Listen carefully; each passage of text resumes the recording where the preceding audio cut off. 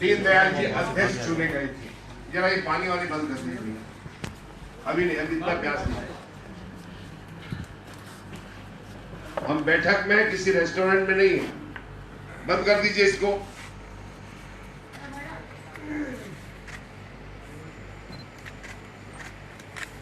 पंडित दीनदयाल उपाध्याय जी हमारे पुरोधा थे और पुरखों को याद करना हम अपने जीवन में भी तर्पण करते हैं। साल में एक बार मृतात्मा को जलांजलि देते हैं, श्रद्धांजलि देते हैं। और सौभाग्य से जिन्होंने विश्व को, हमारे संगठन को दर्शन दिया, उस दर्शन के पुरोधा का नाम था पंडित दीनदयाल उपाध्याय। राष्ट्रीय स्तर पर संगठन ने शुरुआत की कि जहां वे अध्यक्ष चुने गए थे कालीकट में,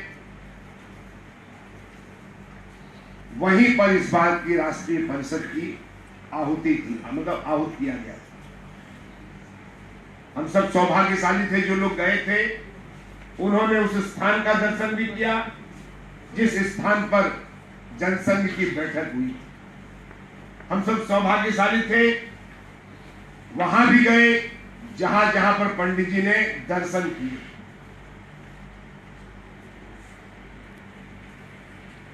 उसके बाद आपको और आश्चर्य होगा, अभी हमारी प्रदेश कार्य समिति 27, 28 को 28-29 को थी मध्य प्रदेश में। मध्य प्रदेश में एक राम नारायण धर्मशाला है और उस राम नारायण धर्मशाला में भारतीय जनसंघ की एक बैठक हुई 11 अप्रैल 1964 को। स्वर्गीय बाला साहब देवरस उस समय संघ के सरकारवाह थे। भारतीय जनसंघ की बैठक में इसलिए उपस्थित थे क्योंकि उस दिन पंडित दीनदयाल उपाध्याय जी एकात्म मानव दर्शन के ड्राफ्ट को पढ़ने वाले थे। सुंदर सिंह जी भंडारी, कुशाभाऊ ठाकरे, जगन्नाथ राव जोशी, भाई महावीर, ये सारे लोग उसमें मौजूद थे। और गुरुजी के आग्रह पर दीनदयाल जी ने जो एकात्म मानव दर्शन तैयार किया था, उसके प्रारूप को रखने का स्थान ग्वालियर राम नारायण धर्मशाला। हम सब लोग वहां गए, रामलाल जी भी थे और मुख्यमंत्री शिवराज जी ने उस धर्मशाला के ट्रस्टियों से कहा कि आपके लिए यह धर्मशाला हमारे लिए एकात्मता का मंदिर है। जिस कमरे में बैठक हुई थी, जिस हॉल में, वो हॉल हमें दे दीजिए, आप रखिए, लेकिन यह एक ऐसा एकात्म दर्शन का मंदिर बने। हम सारी ताकत जो भी आपके धर्मशाला के ट्रस्टियों की शर्त होगी उसे मंजूर करेंगे, लेकिन भारत का कोई नागरिक यदि ग्वालियर आए तो उसके मन में ये जिजीविषा पैदा होनी चाहिए कि मैं उस एकात्म मानव मंदिर में जाऊंगा, दीनदयाल जी के सपनों के एकात्म दर्शन को दर्शन करूंगा। आप सबको खुशी होगी कि उस ट्रस्टियों ने सहर्ष सरकार को वह हॉल एकात्म मंदिर के लिए दे दिया और कहा कि आप जैसा जो कुछ करना चाहते हैं, मूर्ति लगा। ये दूसरे खुशी की बात हम सबके लिए बन गई। और तीसरी बात यह है कि पार्टी ने तय किया है कि यह वर्ष पंडित दीनदयाल की जयंती वर्ष होगी। हमारा लेटर पैड, हमारे कार्य में जो भी हम उपयोग करते हैं, वर्ष पर हम जहां जो कुछ भी बैनर लगाएंगे, पंडित दीनदयाल जी के उस लोगों के साथ काम शुरू करें। आपने देखा हो, जिसने विश्व को दर्शन दिया वो इतिहास में अनाम क्यों रहा। आज अवसर आया है कि हम दीनदयाल जी के दर्शन को चरितार्थ करने वाली स्थिति में हैं, यानी हमें सरकार में हम आए हुए। बहुत बड़ी संख्या में देश में आज भारतीय जनता पार्टी के कार्यकर्ता हैं। हम सबसे बड़े राजनीतिक दल के कार्यकर्ता वाले लोग हैं। सबसे ज्यादा सदस्यता हमारी पार्टी की। ये बातें सब जानी बूझी है, कोई नई बात नहीं कह रहा हूं, लेकिन अपने पुरखों के दिए गए दर्शन को यदि क्रियान्वयन करने का अवसर मिला है तो हम सबको इस अवसर का लाभ उठाना चाहिए। मैं अगर आप में से किसी से सहज हंसी मजाक में भी पूछ दूं कि दीनदयाल जी की मां का नाम क्या था, दीनदयाल जी के पिताजी का नाम क्या था, दीनदयाल जी कितने भाई थे, दीनदयाल जी के पुत्र थे कि नहीं थे, शादी हुई थी कि नहीं हुई थी, उनकी माताजी पिताजी सब कितने वर्ष की उम्र में मर गए, मुझे नहीं लगता कि आप में से कोई बता पाए। मुझे नहीं लगता। दीनदयाल जी को कितने लोगों ने देखा, जरा हाथ उठाएं।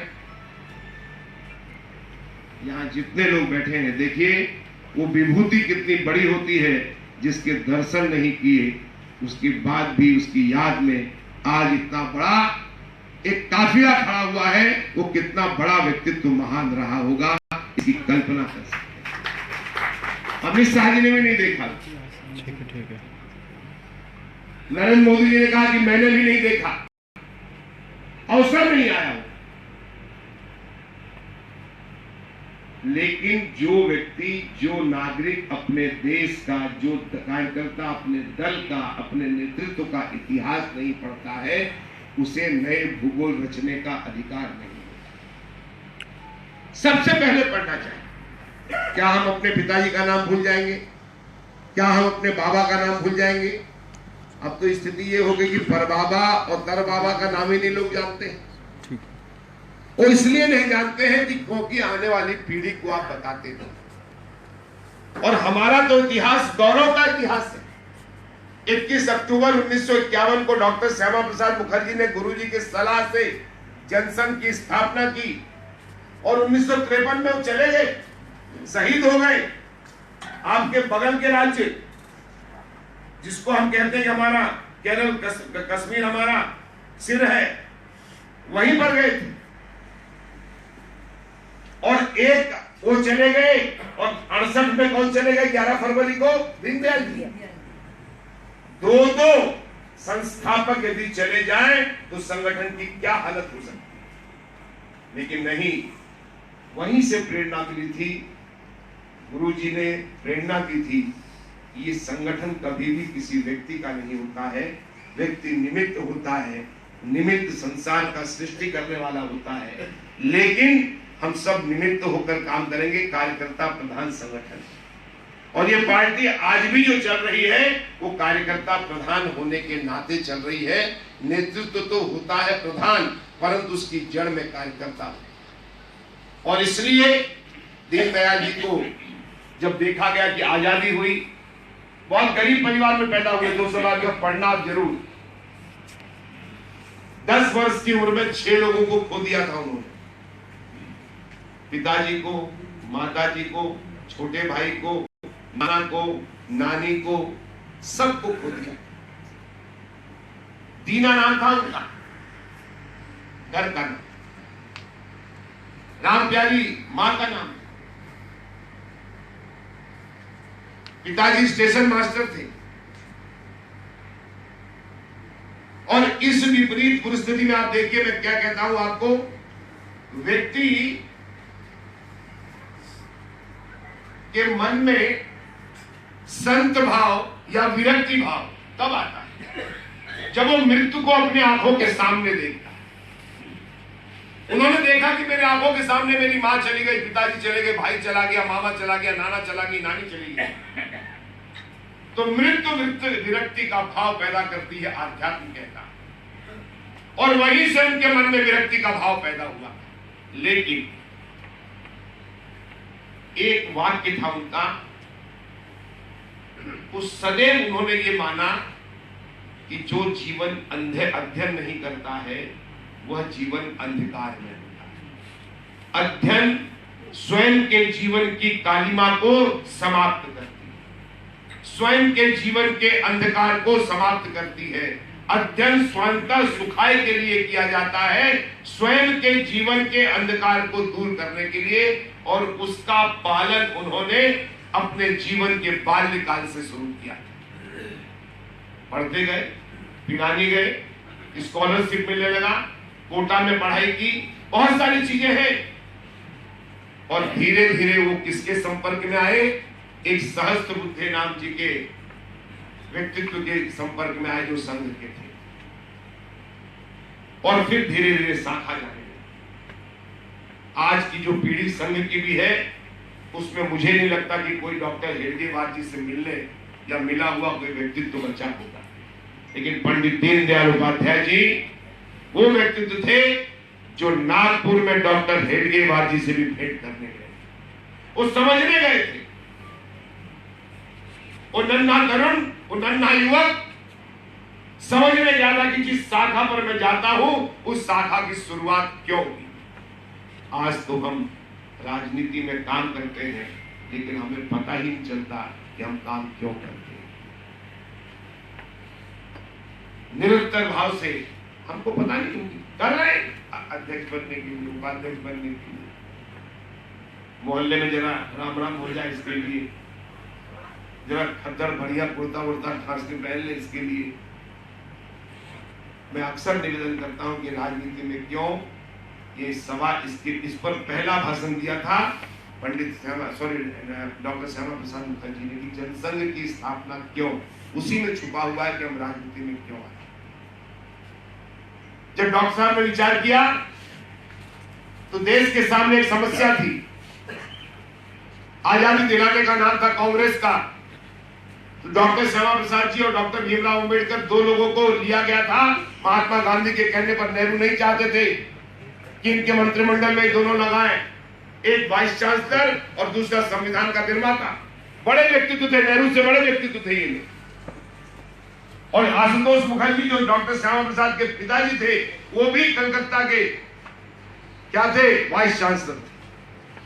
पिता पुत्र दोनों उत्कट विद्वान। ऑक्सफोर्ड यूनिवर्सिटी ने, हार्वर्ड यूनिवर्सिटी ने, दोनों कन्वोकेशन में जितने भाषण दिए थे डॉक्टर अपने श्यामा प्रसाद जी ने, सबकी किताबें छापी।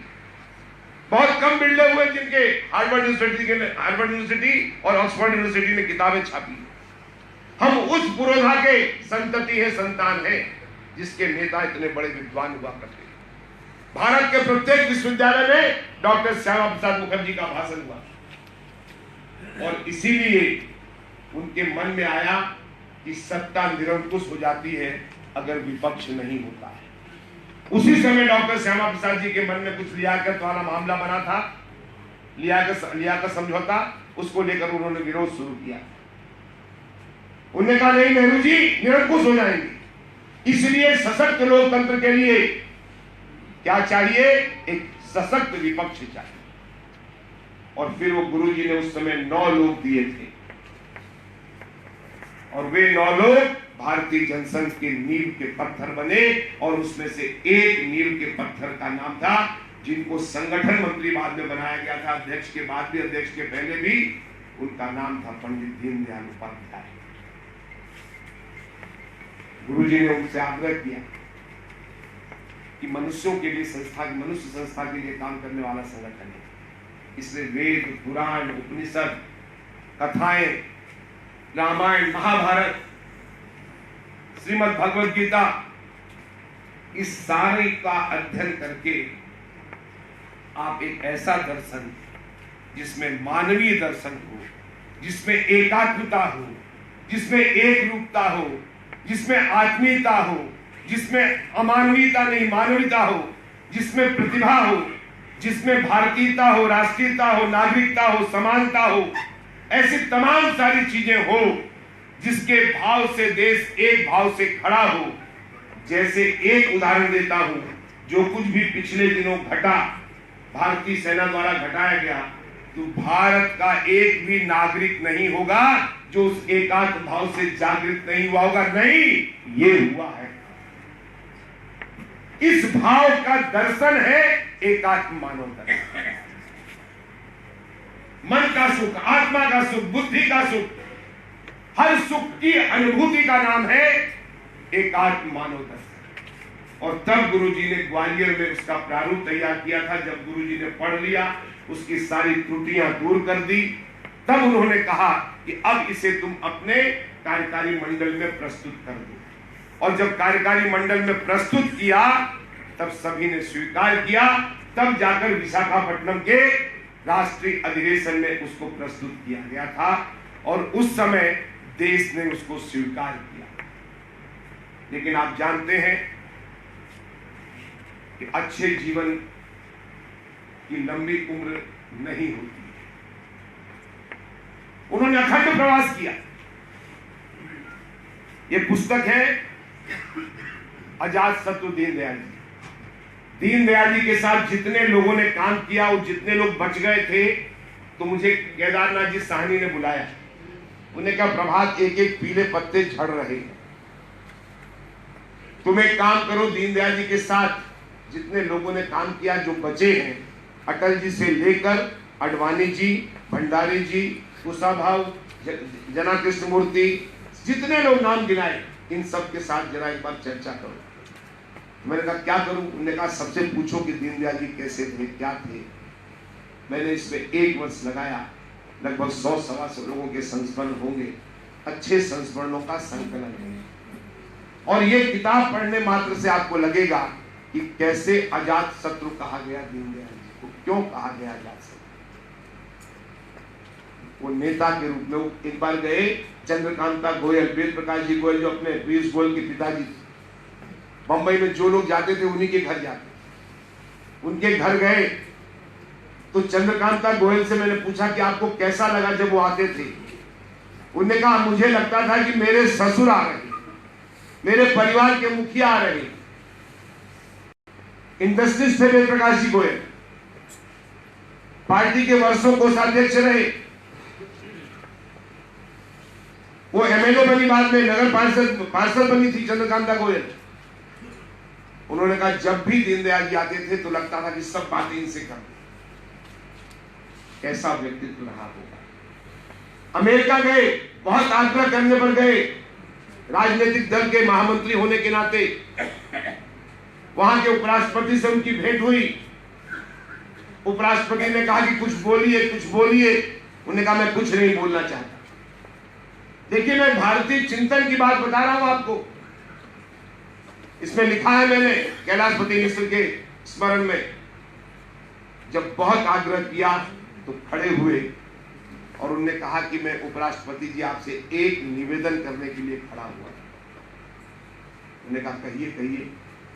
उन्होंने कहा कि जब भारत का कोई व्यक्ति, भारत की सरकार आपसे कोई आर्थिक मदद मांगने आए तो कृपा करके आर्थिक मदद मत दीजिए, क्योंकि आप आर्थिक मदद देते हैं और विश्व में भिडोना पीटते हैं कि भारत भिखमंगा देश है, भारत गरीब देश है। ये बंद कीजिए, हम स्वावलंबी देश। ये अमेरिका के धरती पर उस समय कहने का साहस उसी में हो सकता है जिसके रोम रोम में भारत माता की मिट्टी बसी। कितना अजीबोगरीब शासन, कितना अजीबोगरीब हिम्मत था। उपराष्ट्रपति ने सराहा, अपने भाषण में कहा कि सच में एक राष्ट्रभक्त की बात मैंने सुनी। हम उस दल के लोग हैं। एक बार राजस्थान की घटना सुनी होगी आपने। जमींदारी प्रथा के विरोध में 9 विधायक में से 6 विधायक, 7 विधायक समर्थन में आ गए। जब समर्थन में आए तो दीनदयाल जी ने कहा कि नहीं, हम जमींदारी प्रथा के विरोध में। लोगों ने कहा कि 9 में से 7 संख्या चली जाएगी। भैरव सिंह शेखावत विधायक दल के नेता थे। दीनदयाल जी ने पत्र लिखा डॉक्टर श्यामा प्रसाद मुखर्जी से और वहां गए। वहां कहा कि जैसे ही अगर समर्थन में मत दें तो 9 में से 7 जो जितने विधायक हैं वो दे दीजिए, और दे तो तत्काल पार्टी से निकाल बाहर कर दीजिए। वो नारियल में जैसे अंदर होता है ना फल, वो बहुत कोमल होता है लेकिन ऊपर से वज्र होता है नारियल। दीनदयाल जी अनुशासन के मामले में वज्र। उन्होंने कहा निकाल बाहर कर देना। जमींदारी प्रथा के समर्थन में 7 विधायकों ने समर्थन में मत दिया। उसी शाम को उनको 7 को निकाल दिया गया। हमने कहा हम बिना विधायक के रहेंगे लेकिन जमींदारी प्रथा का समर्थन नहीं करेंगे। ये होता है अनुशासन। और जिस भैरव सिंह शेखावत ने पार्टी के साथ खड़े रहे और उस प्रांत के मुख्यमंत्री भी बने और देश के उपराष्ट्रपति भी बने। हम समझ सकते हैं कि दल बड़ा होता है, दल की नीति बड़ी होती है, व्यक्ति कभी बड़ा नहीं होता। ऐसे उदाहरण है अपने पास, ऐसे कितनी घटनाएं। मध्य प्रदेश आए, आप सबको याद होगा, संवित की सरकार बनी थी। हमारे यहां सारे लोग गुस्से में थे। राजमाता जी के समर्थन से पंडित ठाकुर गोविंद नारायण सिंह जी मुख्यमंत्री बने थे। 90 विधायक हमारे थे। दीनदयाल जी आए, एक विधायक दल की छत पर बैठक हुई, सब नाराज हुए कि साहब काय का गठबंधन, अपना मुख्यमंत्री नहीं है, ये नहीं है, वो नहीं, अपने चलती नहीं है, कोई सुनता नहीं। जैसे आज भी पंजाब में कभी कभी आप लोग बोलते हो ना, ऐसे चढ़ बैठे एकदम, सुनते रहे दीनदयाल जी, एक एक की बात सुनी। उन्होंने धीरे से जब उनका बोलने का क्रम आया तो खड़े हुए, उन्होंने कहा कि 1 मिनट लगेगा गठबंधन तोड़ने में। यही कहना ना, गठबंधन टूटा, टूट गया, खत्म। लेकिन जिस पार्टी को भविष्य में भारत चलाना है, जिस पार्टी को देश की सरकार चलानी है, राज्य में भी और केंद्र में भी, उसको उस गठबंधन में सीखना होगा कि सरकार कैसे चलाई जाती है। इसलिए आपका रहना बहुत अनिवार्य है। सब शांत हो। कब कहा था? 1967 में। और कब साध्य हो रहा है? 2016 में। आज आप केंद्र में भी सरकार में है और अनेक राज्यों में सरकार में है।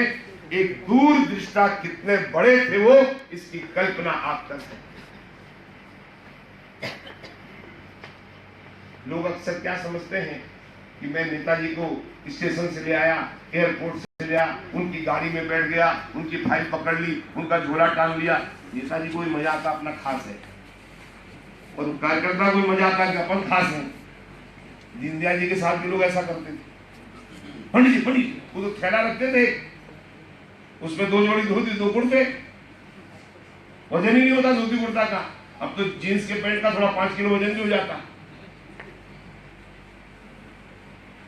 एक ऐसे ही पार्षद ने दिल्ली में, विजय कुमार मल्होत्रा थे उस समय, 1972 की घटना, आगे पीछे करने, वो पार्षद था। जब भी दीनदयाल जी अलीगढ़ से आए, जी पंडित जी, आदेश पंडित जी, ये मीठा, ये खाना, वो खाना। अब उस पार्षद से कोई बड़ी गलती हो गई और इस जोश में किया कि पंडित जी अपने साथ। पंडित जी जम्मू कश्मीर के दौरे पे थे। विजय कुमार मल्होत्रा ने, उस समय आपने देखा होगा नंबर वाले टेलीफोन नहीं होते, ऐसे उठाइए तो बोलते थे वो एक्सचेंज, तो आप नंबर बोलते थे, वो लगा के देते थे। जम्मू कश्मीर के अपने कोई डोंगरा करके कार्यकर्ता थे, उनके घर पर दीनदयाल जी, वहां फोन पहुंचा विजय कुमार मल्होत्रा जी को। उन्होंने कहा साहब ये तो पूरा कबाड़ा कर दिया इसने। दीनदयाल जी ने कहा कि आपने फोन क्यों किया? आप मेट्रोपोलिटन के चीफ हैं, आपका ये अधिकार है और अनुशासन की परिभाषा समझते हैं। आप अपने मन में ये गलतफहमी छोड़ दीजिए कि कोई मुझे आकर लेने आता है या जाता है तो उसको कोई छूट है या मुक्ति है। मेरे आने के पहले आप उसका निलंबन नहीं, निष्कासन कर दीजिए। ये होती है जीवन में, व्यक्तियों से कभी प्रभावित नहीं होते, व्यक्ति के गुणों से प्रभावित होते। और राजनीति में अवगुण माना जाता है ये सब काम करना। वो हमेशा कहते थे कि मानव संसाधन का समय चाटुकारिता के लिए नहीं बल्कि राष्ट्रीयता के लिए होना चाहिए। दुर्भाग्य से आज भारतीय राजनीति में मानव संसाधन का उपयोग चाटुकारिता में ज्यादा और राष्ट्रीयता में कम लग रहा है, और इसीलिए व्यक्ति का स्वयं का विकास भी नहीं होता है और दल का विकास और विस्तार भी रुक जाता है। ये सब सीखने की बात है, और इसलिए मैं इस बात को रख रहा हूं कि आप लोगों ने दीनदयाल जी का चित्र तो जरूर देखा है, चित्र के पीछे की कहानी, चित्र के पीछे का इतिहास, चित्र क्यों लगाया जाता है। अपने अपने पुरखों का हम फोटो क्यों लगाते हैं घर में? प्रेरणा के लिए। प्रेरणा क्या होती है? प्रेरणा यदि पता नहीं हो तो फोटो तो बोलेगा नहीं, और किसी फोटो को मैंने बोलते नहीं देखा है। लेकिन हम सबको अध्ययन करना चाहिए, ये उनका आग्रह रहता था।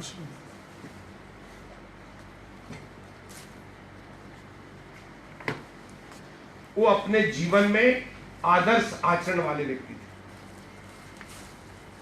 आज भी एक टेम्पो में यदि आप सफर करते हैं और 1 लाख रुपया आपके पर्स से टेम्पो में छूट जाता है, और टेम्पो ड्राइवर अगर जाके पुलिस थाने में दे देता है, तो अगर पत्रकार यहां बैठे हो तो मुझे पता नहीं, सारे पत्रकार अखबार के पहले पेज पर बॉक्स आइटम छापते हैं कि टेम्पो ड्राइवर की ईमानदारी,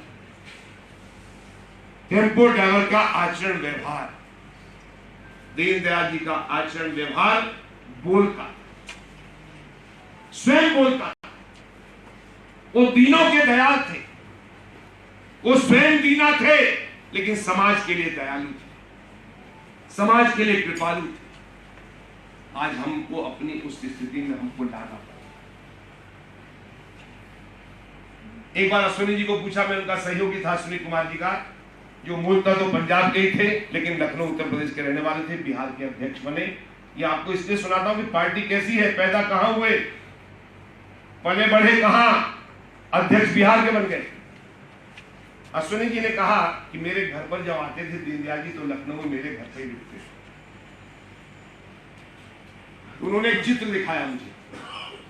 दीनदयाल जी 3 पुस्तक रखते थे, एक टेबल कुर्सी पर, एक खिड़की पर और एक बिस्तर पर।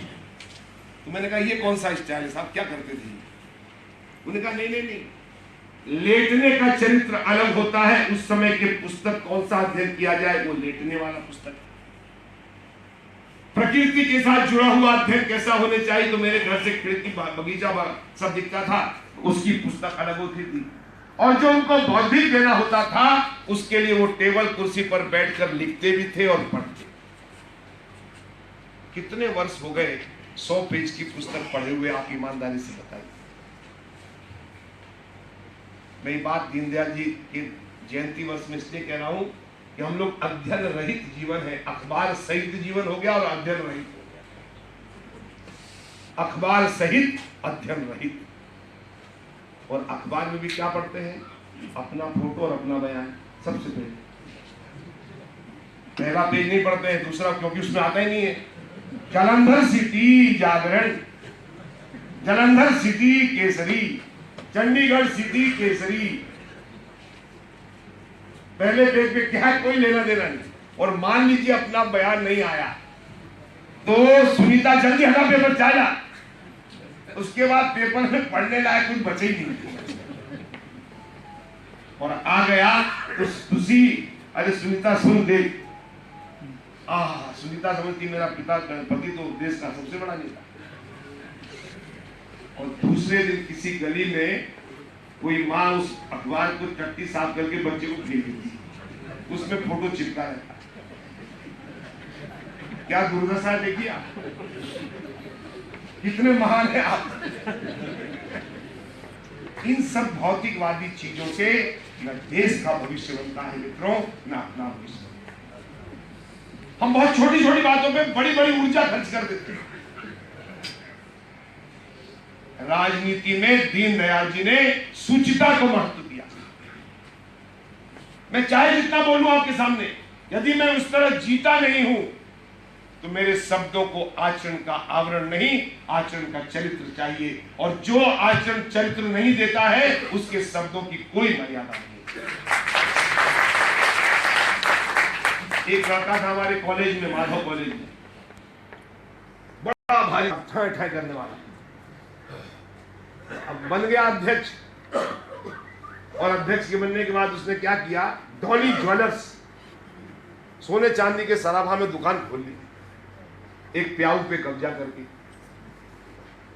हम भी देखा, मैं उस समय पे पत्रकार बन गया था, मैंने फोटो छापा, एक उसका वो ठहरने वाला और एक ज्वेलर्स। आप जानते हैं सुनार कितना पवित्र संबंध होता है।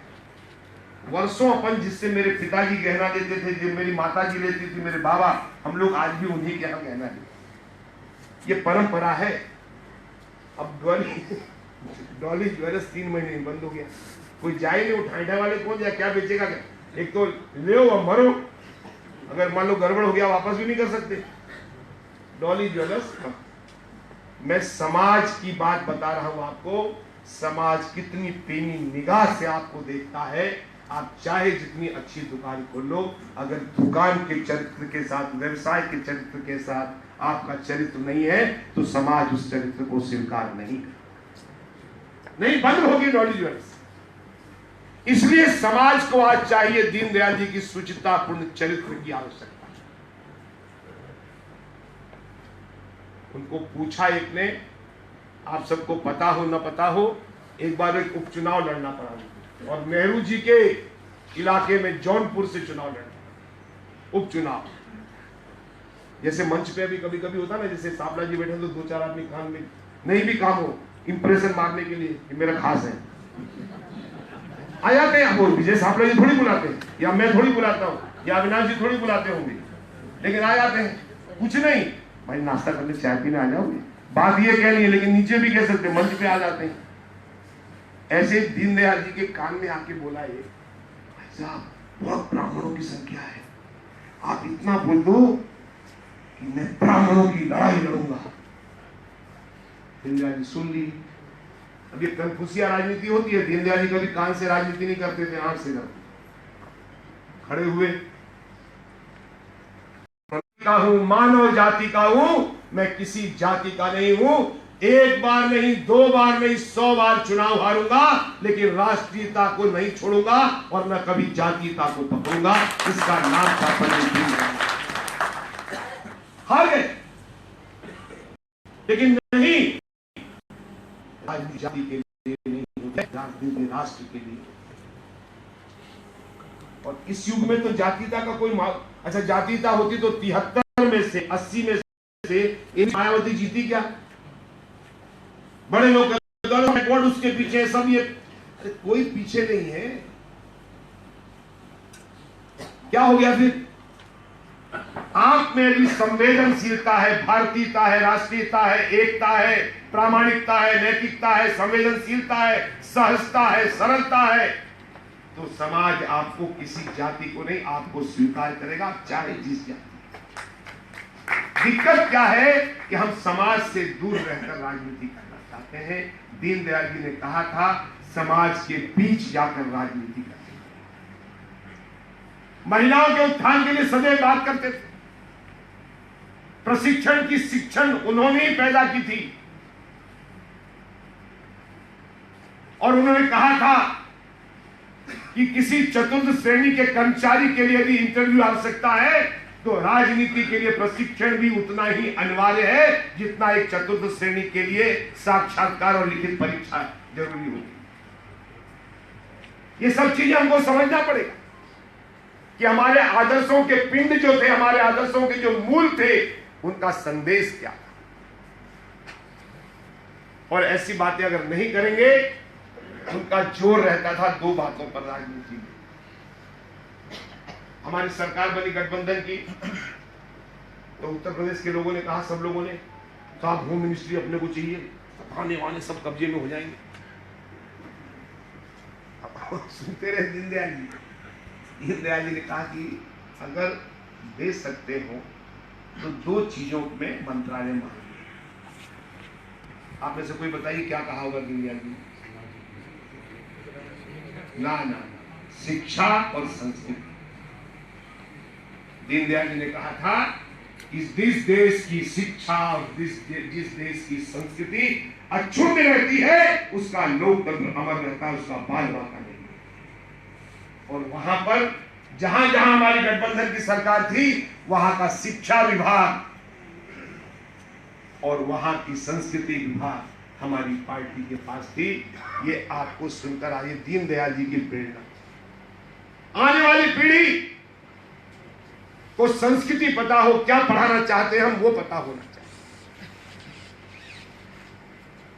ऐसे अनेक बातों पर दीनदयाल जी ने ध्यान दिया। सादगी, नम्रता, विनम्रता, ये शब्द नहीं है मित्रों, ये आचरण और व्यवहार है। 9 अक्टूबर को उनका वांग्मय वहां पर प्रधानमंत्री जी लोकार्पण करेंगे। प्रभात प्रकाशन ने इसको छापा है, आप सबसे निवेदन है जरूर पढ़िए। अब हमारी पार्टी ने क्या तय किया, कार्यक्रम तो अपने दिनेश जी बताएंगे आप, लेकिन हमारी पार्टी, मैं मध्य प्रदेश से आता हूं और अब देश में नरेंद्र मोदी जी की सरकार में भी हम लोग निकट से देख रहे हैं, एक एक योजना अंत्योदय की योजना है, सर्वोदय की योजना। और जो नारा दिया था नरेंद्र भाई मोदी ने, सबका साथ सबका विकास के पीछे भावना क्या है, सर्वोदय, अंत्योदय।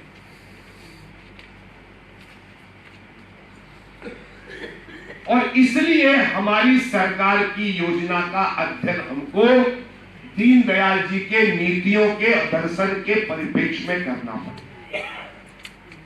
जब हम वो करेंगे तो हम सबके दिमाग में ये बात आएगी कि निश्चित तौर पर हम उस पथ पर चल रहे हैं।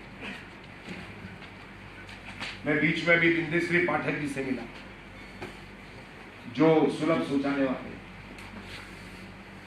देखा मैंने कि एक नहीं अनेक साहित्य, आपने सब यूनिवर्सिटी के नाम सुने होंगे कवि जी, लेकिन सैनिटेशन यूनिवर्सिटी का नाम कभी सुना है?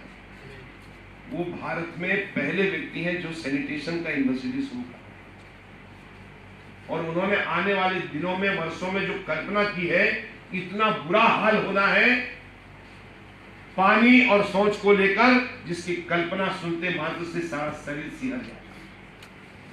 उनकी एक किताब है जर्नी ऑफ टॉयलेट, पढ़िए उसको।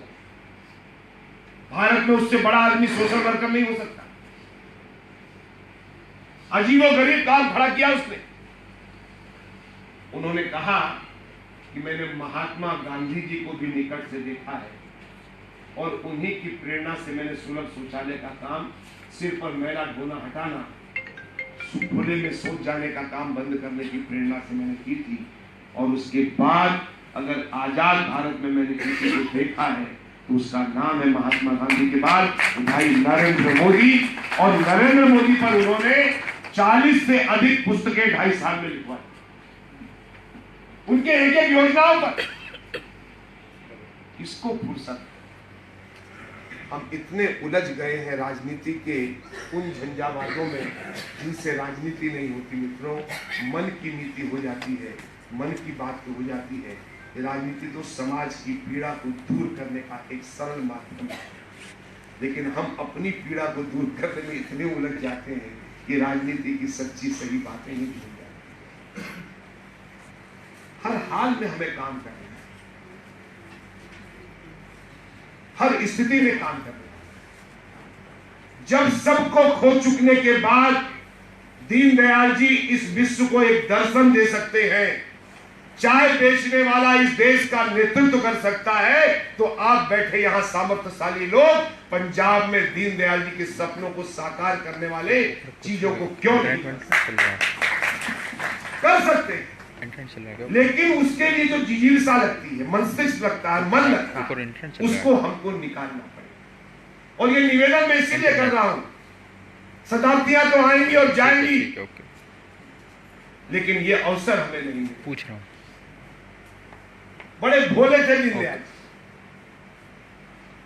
एक बार क्या हुआ, उनके कपड़े धुले नहीं थे, गाड़ी 6 घंटे लेट हो गई। चेन्नई से आ रहे, इटारसी उतरना था। वैसे जीटी कभी लेट नहीं होती, ग्रांड ट्रैक एक्सप्रेस कभी लेट नहीं होती थी, अंग्रेजों के जमाने से वो ट्रेन चल रही। लेकिन कहीं कुछ हो गया था डिलमेंट, इसके कारण 6 घंटे। उनके धोती कुर्ते सूखे नहीं थे। नागपुर में वो बोल नहीं पाए कि मेरा धोती कुर्ता ले आए। और जब कार्यकर्ता लेने पहुंचे तो उस समय वो 3 टायर में चलती, खिड़की के बगल की सीट नहीं मिली, बीच वाली सीट मिली। इटारसी स्टेशन आ गया, कार्यकर्ता इधर से उधर दौड़ रहे। कार्यकर्ता भी ऐसे नहीं होते थे जैसे आज हो जाते हैं, इस गुट का अलग, उस गुट का अलग, उस गुट का अलग। जिसका नेता आया उसका गुट सबसे आगे, बाकी गुट वाले पीछे। औपचारिकता के लिए हम भी आए साहब, कुछ ही लोग होते थे। अब दीनदयाल जी को ढूंढ रहे। दीनदयाल जी एक झोला था जैसे दिनेश जी का है, थोड़ा कुछ और रहा होगा, मैले कपड़े थे, कुछ साहित्य था। उतरे, एक दो को लोगों को लगा कि हो सकता है ये, लेकिन कंफर्म नहीं हो रहा था कि नेता महामंत्री ऐसा कैसा होगा यार। उनसे पूछ दिया कि दीनदयाल जी उपाध्याय को आप जानते हैं क्या? कोच में है जनसंघ के। उन्हें कहा जरा देख लो, डिब्बा खाली हो गया था। दीनदयाल जी देख रहे थे, कोई आया ही नहीं है। सामान की चिंता थी नहीं उनको। जब कोच घूम के पीछे खड़ा होकर कहा साहब दीनदयाल जी तो है नहीं, उन्होंने कहा चलो मैं तुम्हारे साथ चलता हूं, आज के लिए दीनदयाल उपाध्याय नहीं हूं तुम्हारा। अरे उसने पेपर में फोटो भी नहीं आती। अब सबने उनको कहा भाई साहब गलती हो गया। उसमें से एक ने कहा कि हम कल्पना नहीं कर सकते थे कि हम भारतीय जनसंघ के नेता का नहीं, हम उनमें भारत माता का दर्शन उस समय कर रहे थे। पल भर के लिए हमें लगा कि हमने भारत माता का दर्शन किया। आप सबको घटना पता हो नहीं हो, गुरुजी के बारे में कहा जाता है कि अगर केरल में कुछ होता था तो उनके पैर में दर्द होने लगता था, तमिलनाडु में कुछ होता था तो उनके बाहों में दर्द होने लगता था, कश्मीर में कुछ होता था तो शरीर में दर्द। आप ग्राही करें, अगर मैंने भाजपा को ग्राही किया है तो भाजपा के चुभने वाली छोटी सी सुई मेरे शरीर में दर्द पैदा करे, चाहे वो केरल का दर्द हो, चाहे वो कश्मीर का दर्द। क्या हम ऐसा जीते? दीनदयाल जी ऐसा ही जीने की कोशिश करते थे। इसीलिए पुस्तक छोटे हो गए हैं, साहित्य छोटी हो गई है, मूर्तियां छोटी हो गई है, लेकिन उनका सुचिता सादगीपूर्ण जीवन जो है, वो चरित्र जो है, आज उभर कर आया। और इसलिए समाज उसी को, संगठन उसी को स्वीकार करता है जो चरित्र और आचरण से सुचित और सीधे सीधे सरल हो।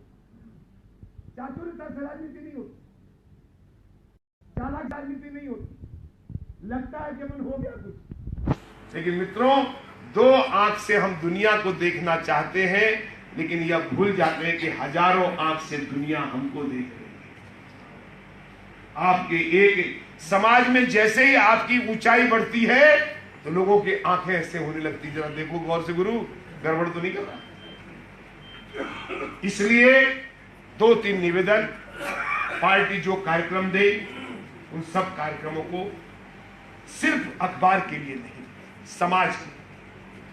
अखबार एक प्रचार का माध्यम है मित्रों, समाज एक सेवा का माध्यम है। इस अंतर को समझ कर रखना चाहिए। अखबार सेवा का माध्यम नहीं है, अखबार प्रचार का माध्यम है। प्रचार भी आवश्यक है, लेकिन सेवा नहीं होगा तो प्रचार क्या होगा? इसलिए दीनदयाल जी की पुस्तक को, दीनदयाल जी के जीवन को पढ़ना, गढ़ना, उसको गूंथना, उसको समझना, उसको समाज के बीच में परोसना। और इसलिए हमेशा कहा जाता है, कार्यक्रम में गया था मैं, तो उसने हिंदी के 2 शब्द उपयोग किए, बहुत अच्छे शब्द। उन्होंने कहा कि अब मंच पर आएंगे वे नेता, आजकल 2 तरह के नेता हो गए, एक उदित होते, उन्होंने कहा उदित होते हो जिसको आप लोग अंग्रेजी में कहते हो पैराशूट से आया, और दूसरा उन्होंने कहा कि मैं अब उस नेता को बुला रहा हूं जो जमीन से उगा है। उदित नेता और उदित नेता में बहुत अंतर है। दीनदयाल जी कहते थे कि उदित नेता बनिए, यानी जमीन पर काम करके, समाज के दिल को जीत करके। आप उदित नेता मत बनिए, होर्डिंग वाले नेताजी मत बनिए भाइयों। होर्डिंग दूसरे दिन मीडिया खाती रहती है, कचरे में फेंक जाता है, लेकिन समाज के मन पर जिसका चित्र होता है वो अमिट होता है, वो अमर होता है। मरने के बाद भी रोज बेमौत मरा करते हैं मरने वाले, मरकर भी मरते नहीं, देश पे मरने वाले। ये ध्यान जो देश के लिए, दल के लिए मरता है। शहीद किसका रिश्तेदार था? कल टीवी पर आ रहा था, किसका रिश्तेदार था, बिहार का कौन था हमें पता नहीं, लेकिन वो भारत के तिरंगे में भारत माता के लिए ली हुई एक शहीद की लाश थी, उसको टीवी पर देखने के बाद भी सबने सैल्यूट किया, क्योंकि वो भारत माँ का लाल था। माँ ने जन्म दिया था, लेकिन कर्म उसने भारत माता की सेवा बनाया था। आप सब लोग दीनदयाल जी की जयंती वर्ष में ऐसा काम करें कि आपको भी अपना मोहल्ला समाज यह समझे कि ये दीनदयाल जी का लाल है, ये भारतीय जनता पार्टी का लाल है। आप जब जाएं दुनिया से तो वो आपके रिश्ते हो न हो। मैं आपको बताता हूं एक किस्सा। एक एक्सीडेंट हुआ 26 जनवरी 1986, 90 लोग मर गए। प्रकाशन सेठी रेल मंत्री थे, मेरे साथ एक रिपोर्टर था, सीख रहा था, आजकल अखबार का संपादक हो गया। उसने कहा मैं आपके साथ चलूंगा। मैं चल। मैं वहां दौर से देख रहा था विजय जी कि एक एक की लाश खन्ना जी ऐसे उठा देते, कपड़े सफेद कपड़े डाल देते हैं एक्सीडेंट के बाद। तो जो देख रहा था वो रो नहीं रहा था। 2 उठाया, 3 उठाया। जब उसके घर की लाश दिखती थी तो भाई भाई चिल्लाने लगता था, रोने लगता था। यही विज्ञान का जन्म होता है मित्रों। रक्त रक्त को पुकारता है। रक्त की जो आरबीसी, डब्ल्यूसी, डीएनए जो आप बोलते हो, वो चित्कार कहता, विज्ञान कहता नहीं अब तेरे को रोना पड़ेगा, ये तेरे खून का रक्त है। हम सबको देख रहे थे, उसकी लाशों पर नहीं रो रहे थे, लेकिन अपने घर की लाश पर आंख मजबूर था। क्यों रोया? क्योंकि रक्त पुकारता है। भारतीय जनता पार्टी के रक्त आपको पुकार रही है। समय का तगाजा है कि दीनदयाल जी उपाध्याय के सपनों को साकार करने के इस वर्ष में आइए हम रक्त से विरक्त होंगे, लेकिन रक्त से इतने सशक्त हैं, विचारों से इतने सशक्त हैं कि दुनिया को झुकाने की ताकत भारत माता में है, और हम सब झुकाएंगे। जय हिंद, जय भारत। फिनिश कर दो।